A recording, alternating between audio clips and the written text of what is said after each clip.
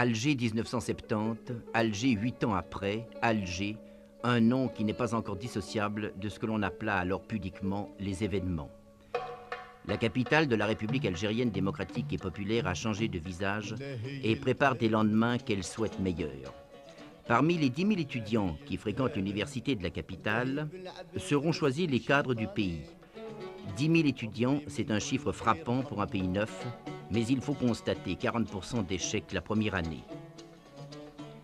L'Algérie entend former 8 300 universitaires diplômés au cours des 4 prochaines années, ainsi que 26 000 bacheliers. En 1977, l'analphabétisme chez les jeunes aura disparu. Pour l'instant, le pays compte un médecin pour 8 000 habitants. La relève s'impose de toute urgence.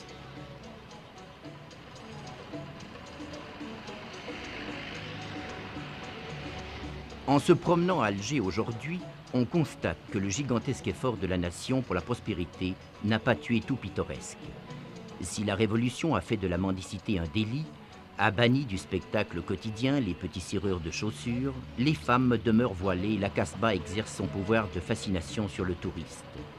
Certes, beaucoup de magasins ont été nationalisés. Le marchandage et le bakchiche sont considérés comme anti-révolutionnaires, mais à première vue, chacun a l'air de s'en mieux porter. 80 000 Européens vivent encore ici, en parfaite harmonie. L'Algérie est un pays jeune, puisque 57% de sa population, environ 13 millions d'habitants, est constituée par les moins de 20 ans.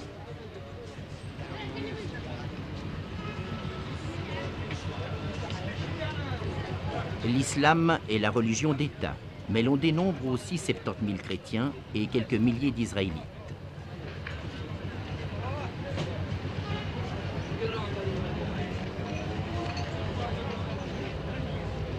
Si l'oisiveté méditerranéenne est un spectacle devenu rare à Alger, c'est que des dizaines de milliers de nouveaux emplois sont créés au fur et à mesure de l'industrialisation. Aussi le petit négoce de la rue est-il moins apparent qu'il ne l'est chez les pays frères du Maghreb, le Maroc et la Tunisie. Plongeons-nous un instant dans l'ambiance de la Casbah, où l'odeur typique des brochettes grillées domine. Mais il n'y a pas que l'Algérie de la légende, un pays près de 5 fois plus grand que la France. Non. C'est ailleurs que bat le cœur de l'Algérie, ailleurs, dans le grand sud où jaillit le pétrole. Nous y reviendrons tout à l'heure.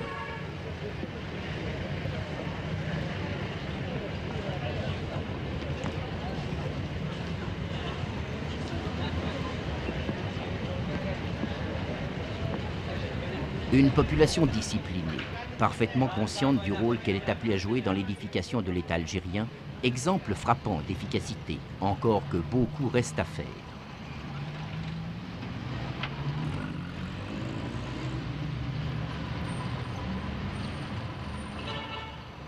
Mais quittons la Casbah pour le port d'Alger. Près de 10 km de quai, une capacité insuffisante par rapport au développement national.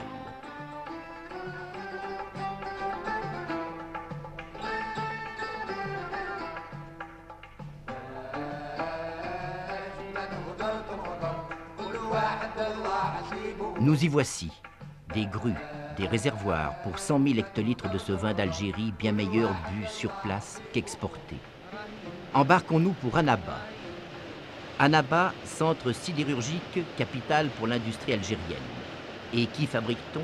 Des tubes, bien sûr, pour les pipelines. 100 000 tonnes de gazoducs et d'oléoducs sont fabriqués ici chaque année.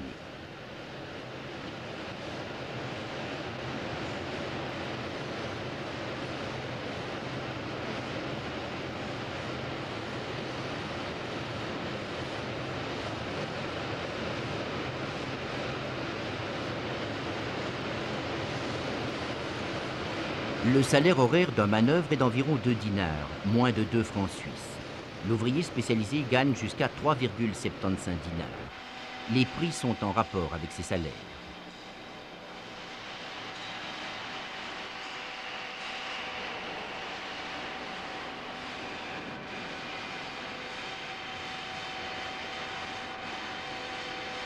C'est en 1969 que le président Boumedienne a inauguré ce centre sidérurgique, projet clé de la nouvelle industrie algérienne. On y produit actuellement 400 000 tonnes d'acier par année, production qui doit tripler si les objectifs du plan sont atteints.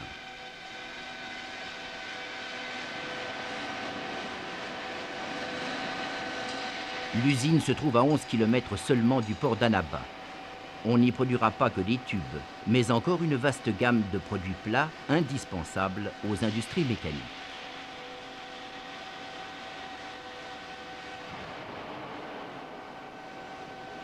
C'est grâce à l'aide de divers pays, dont l'URSS, que cette usine a pu être érigée. Et ce sont des cadres algériens qui en tiennent les gouvernes.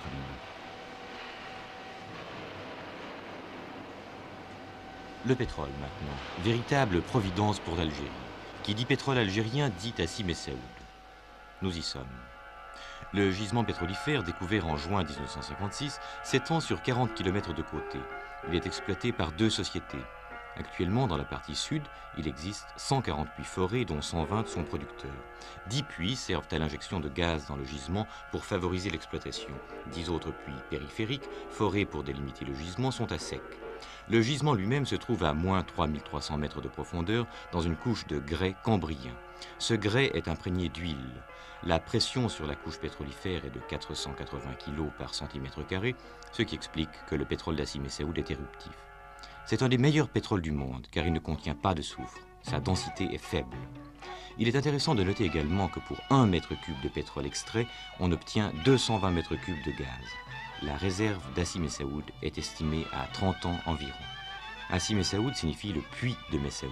C'est le nom d'un chamelier qui, il y a une centaine d'années, l'avait foré. Bien entendu, lui cherchait de l'eau.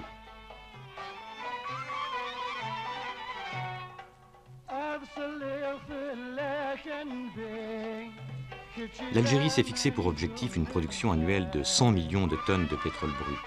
Notons que 300 experts pétroliers soviétiques recherchent actuellement de nouveaux gisements dans le Hogar.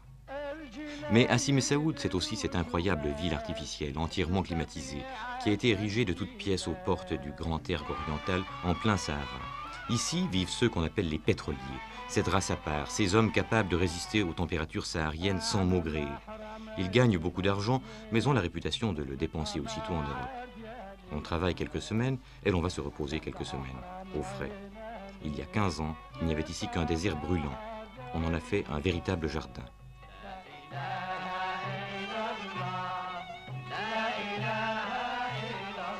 Plus au nord, nous traversons la région des oasis.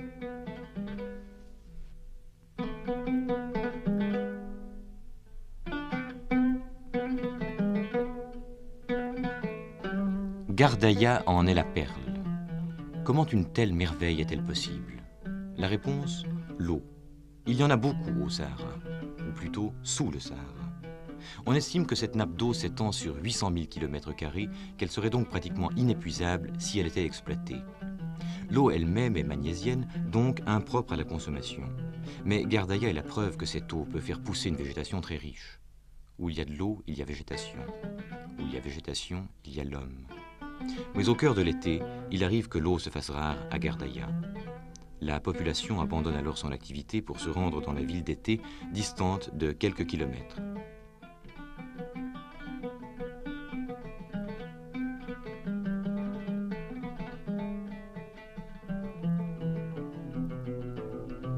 Gardaïa est l'oasis saharienne par excellence. En dehors de ses murs, c'est le désert. Et pourtant, cette petite ville vit par elle-même. Commerce, artisanat sont ses principales ressources. C'était autrefois la capitale des oasis. Les grandes caravanes ne manquaient pas de s'y arrêter. Aujourd'hui, l'oasis est équipée de puissantes pompes qui permettent l'extraction continue de l'eau. Eau d'ailleurs assez rare pour les besoins domestiques.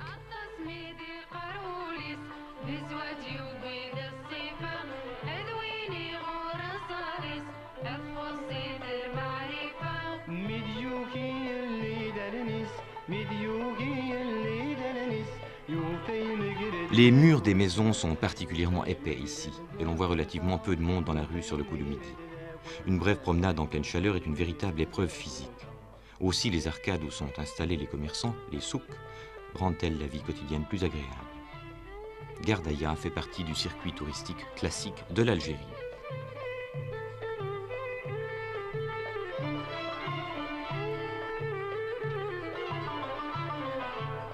يحزن والناوي كنتي سان يعشي السدري والنيس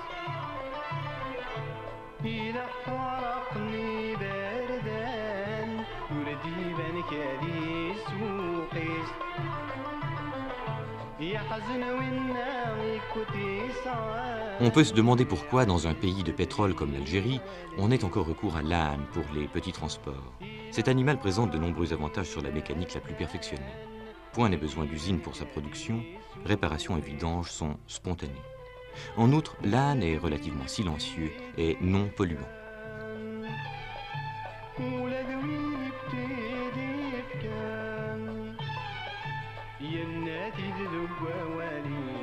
Et puis, l'âne, c'est aussi moins coûteux que le chameau. D'ailleurs, on voit assez peu de chameaux en Algérie aujourd'hui.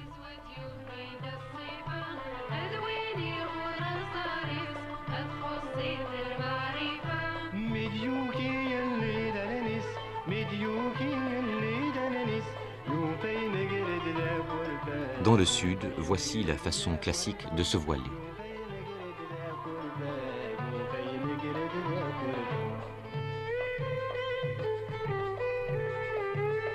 Si vous avez un peu chaud en regardant ces images, entrons dans la ville d'été. Là, c'est l'ingéniosité de l'homme qui a présidé à la naissance de l'oasis. On compte en effet sur une crue de l'oued voisin pour remplir les gigantesques réservoirs communs ou individuels des habitants. À cet effet, un réseau fort compliqué de canalisation en pierre à la méthode romaine s'étend sous les habitations. Les rues elles-mêmes, fort étroites, sont des canaux. 2 ou 3 fois par année, les réservoirs s'emplissent et l'oasis revit.